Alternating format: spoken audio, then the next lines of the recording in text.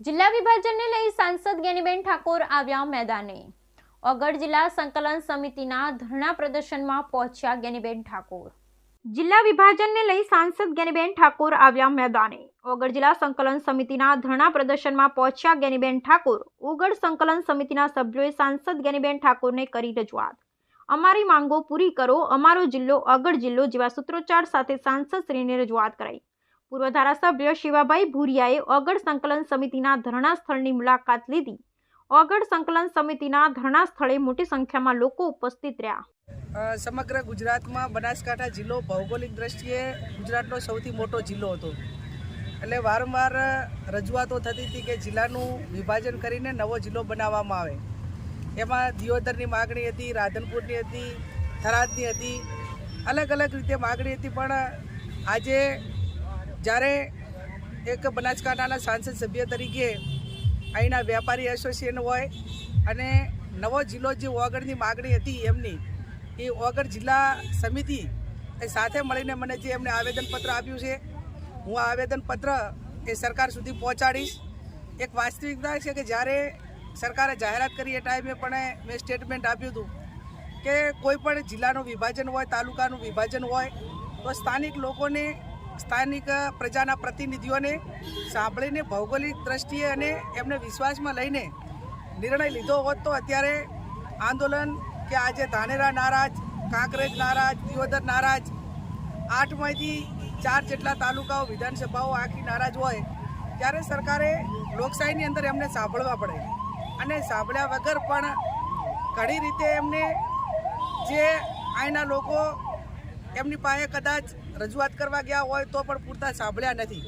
એટલે એમની જે પણ રજૂઆત છે ભૌગોલિક દ્રષ્ટિની વાત હોય, ભૂતકાળમાં જ્યારે 2000માં જિલ્લા તાલુકાઓનું વિભાજન કરવામાં આવ્યું એ ટાઈમે ગુજરાતના મુખ્યમંત્રી શંકરસિંહજી વાઘેલા હતા, કોંગ્રેસનો એનો ટેકો હતો। દિયોદરમાંથી ભાભર તાલુકો અલગ બનાવવાનો હતો, એ ટાઈમે હું તાલુકા પંચાયતની પ્રમુખ હતી અને તાલુકા પંચાયતના પ્રમુખમાંથી મારે ભાભર તાલુકો અલગ બનતા એ પદેથી મારે રાજીનામું આપવું પડ્યું હતું, અથવા તો ગેરલાયક સભ્યોની વેચાણના કારણે હું પ્રમુખમાં નથી રહી શકી। છતાં પણ ભાભર તાલુકો બનતો હતો એ ટાઈમે મેં તાલુકા પંચાયતના પ્રમુખમાંથી રાજીનામું 2000માં આપ્યું હતું। એટલે એક પ્રજાના પ્રતિનિધિએ પ્રજા માટે કરીને લડવું જોઈએ। એક લોકશાહીનો આપણને જે સત્તા સ્થાને બેહાડ્યા હોય પ્રજાએ બેહાડ્યા છે, એમ પ્રજાના ચૂંટાયેલા જે નાનાથી પંચાયતથી કરીને પાર્લામેન્ટ લોકો જે રજૂઆત કરે એ સરકારમાં નિર્ણય લેતી વખતે લોકોને સાંભળવા જોઈએ। આ સાંભળ્યા નથી। આજે માજી ધારાસભ્ય સાહેબ છે, આ જિલ્લાના પ્રતિનિધિઓ છે, એમને મને આવેદનપત્ર લેવા માટે બોલાવી છે। આ જે આવેદનપત્રની અંદર એમની જે માગણી છે એ માગણી હું મારા લેટર પેડમાં લખી અને સરકાર સુધી પહોંચાડી અને એમની જે વાત છે, એમની જે રજૂઆત છે એ સાંભળી અને પુનર્વિચારણા કરીને એમને કઈ રીતે સંતોષ મળે એવા પ્રયત્નો સરકાર કરે એ બાબતનો લેટર હું લખી અને સરકાર સુધી આ બાબતની જાણ કરીશ। માનું છું મેં કીધું એ પ્રમાણે અગાઉ કે ભૌગોલિક દ્રષ્ટિએ અને તાલુકાઓની દ્રષ્ટિએ બનાસકાંઠા ગુજરાતનો સૌથી મોટો જિલ્લો હતો। ભૂતકાળમાં જ્યારે વિભાજન કર્યું, બોટાદ હોય, સોમનાથ હોય કે અલગ અલગ જે જિલ્લાઓ નવા બનાવ્યા, તો કેટલાક જિલ્લા 4 તાલુકાના પણ એમને બનાવ્યા છે। 4 જિલ્લા, 3 તાલુકાના અને 4 તાલુકાના પણ જિલ્લા બનાવ્યા છે। તો એમને થરાદે બનાવવો હતો, દિયોદરે બનાવવો હતો તો સરકાર એ પ્રમાણે બનાવી શકતી હતી અને ઓગળ જિલ્લો વચ્ચે એની ભૌગોલિક દ્રષ્ટિએ અને કાંકરેજ પણ પાલનપુરમાં જવા માટેની અપેક્ષા ન રાખોત, કદાચ એમને એ પ્રમાણે બધાને વિશ્વાસમાં ઓગળ બનાવ્યો હોત અને જે રીતે બોટાદના આદિ જિલ્લાઓ બનાવ્યા છે, એકને બદલે સરકારે 2 જિલ્લા બનાવવાની જરૂર હતી તો થરાદે થોત, પણ એવું નથી કર્યું। માત્ર ને માત્ર એક વ્યક્તિના અહમ અને એક વ્યક્તિના નિર્ણય માટે કરીને આખા જિલ્લાને ખેદન મેદાન કરીને જે લોકોની લાગણી હતી એ લોકોની લાગણીને ગ્રાહ્ય રાખી નથી। એટલે આ બાબતમાં કદાચ થરાદે ભલે જિલ્લો બન્યો હોય પણ ઓગળને અલગ જિલ્લો બનાવીને કાંકરેજ, ધાનેરા, દિયોદરને આને પણ ન્યાય મળે એ જે રજૂઆત છે એ રજૂઆત એ હું સરકાર સુધી પહોંચાડીશ। પ્રતિનિધિઓ તો હંતાઈને બેઠા છે, પણ તમે અમારી મુલાકાત લીધી, અમારી માગણી અમારી મીડિયા સમક્ષ પણ વિનંતી છે કે આપ જ્યારે સંસદ સભ્ય હો ત્યારે આપના માટે તમામ તાલુકા સરખા હોય છે।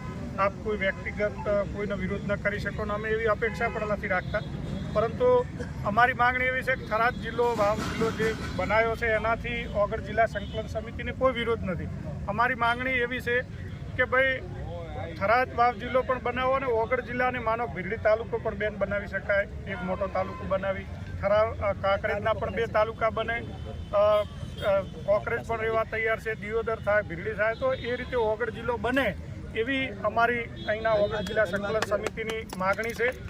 અને બેન અમે 16 તારીખે પણ એક રેલી સ્વરૂપે ઓગરજી મહારાજની જગ્યાએ જિલ્લા સંકલન સમિતિ વિશાળ સંખ્યામાં વાહન, રેલી, સ્કૂટર, સાયકલો, વાહનો પોતાના લઈ અને એક રેલી સ્વરૂપે જશે, તે યજ્ઞ થશે. અને ઓગરજી મહારાજને અમે પ્રાર્થના કરવાના છે કે રાજ્યની ઉતેલી સરકારને એના પ્રતિનિધિઓને, ધારાસભ્યોને, એમના મંત્રીઓને, મુખ્યમંત્રીશ્રીને સદબુદ્ધિ મળે કે અમને વગર જિલ્લો ફાળવવામાં આવે એવી અમારી માગણી છે. અને આપનો પણ વગર જિલ્લા સંકલન સમિતિ આભાર માને છે કે આપે અમારી જે યોગ્ય માગણી હતી અને છેલ્લા 10 દિવસથી આપે બધા લોકો અહીં અનશન ઉપર બેઠા છે, આપે મુલાકાત લીધી છે, એના માટે વગર જિલ્લો પણ આપના માટે રાજીપો વ્યક્ત કરે છે. આમ તો વગર જિલ્લાની જે માગણી આપણા દીવ વિસ્તારના તમામ લોકોની છે એ વ્યાજબી છે. અને અગાઉ પણ સરકારે ઘણી વખત સર્વે કરાવી અને ઘણી વખત ભાજપના જે શાસન બેઠેલા માણસોના મોઢે પણ અમે એવું મેં વાપર્યું હતું ભાઈ અમારે વગર જિલ્લો બનાવવો એવી અમે અંતરમાં છે. અને લુદરાના સરડામાં અમે જિલ્લા પંચાયત કલેક્ટર ઓફિસ બધું બનાવશે આવી ઘણી વખત ચર્ચા મારી જોડી પણ થયેલી હતી. પણ કંઈક દીવનું ભાજપનું રાજકારણ મોડું પડ્યું, કોઈક થરાદમાં સરકલાને લડવાનું છું એટલે હવે એકને બદલે 2 થયા, એટલે એને કારણે આપણાને અન્યાય છો છે. પણ આપણે જે અત્યારે જે વાતને લઈને નીકળ્યા છે એમાં આપણા એક તાલુકાને કારણે કોઈ દડો પરિણામ આવે નહીં. એનું કારણ છે કે બાજુના તાલુકા જો કદાચ રાડ ઉપાડે તો ભાઈ અમારે થરાદમાં નથી રહેવું, દીવદરમાં જ રહેવું છે અને દીવદર જ બનાવવું, તો એના કરતાં આપણને વધારે ફાયદો થાય. કારણ કે એક તાલુકો તો સરકાર સમજે છે કે તું દીવદરને બનાવવા તો થરાદ ઉપર શું બેસવાનું છે, થરાદને બનાવો તો દીવદર ઉપર શું બેસવાનું, એટલે આ એના કરતાં 2 જિલ્લા તું બનાવે. ધારો કે તો પણ રા તાલુકો બનાવવાની, તળાવ તાલુકો બનાવવાની ત્યારે હાલ વાતો ચાલે છે, કદાચ એ 2 તાલુકા થાય, કોઈને મોટો તાલુકો થાય કદાચ 2 ભાગ પડે 2 તાલુકા થાય તો 4-5 તાલુકા, ભીલડી પણ તાલુકો થઈ છે એવી પોઝિશન છે. આના 2-4 મહિના પહેલાં પણ એવી ચર્ચા હતી કે ભીલડી તાલુકો બનાવો. આ બધું કરી અને 2 જિલ્લા તો બનાસકાંઠાની 2 ને બદલે 3 જિલ્લા બનાવી નાખે તો એનો લાભ દીવથી પૂરેપૂરો મળે. અને આપણા ઓગરજી બાપાને પર બધા કરવા પ્રાર્થના કે આ ભાજપાને સાથે બુદ્ધિ આલે અને આપણને 3 જિલ્લો બનાવી એટલે પ્રાર્થના